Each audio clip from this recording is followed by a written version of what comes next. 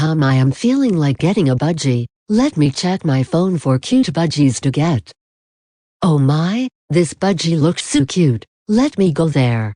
Okay, so this guy's location is P Road 67th Street Cross Matthew.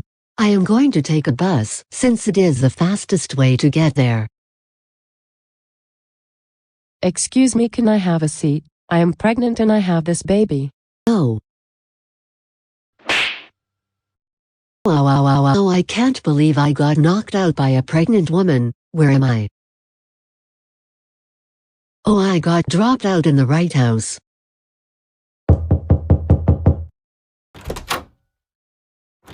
What do you want? Hey sir, I am here for a budgie. Are you talking about this junk? Here, I don't want it. Sir, not a buggy. A budgie. B-U-D-G-I-E. Huh, you look like that person who didn't give up their seat for a pregnant woman. Yes, that's me. Oh, this guy's house number is 66, not 67. Wonder what is going on in there. Hi, why are you standing on the roof? Does this answer your question? Yes. Anyways, can I have the budgie?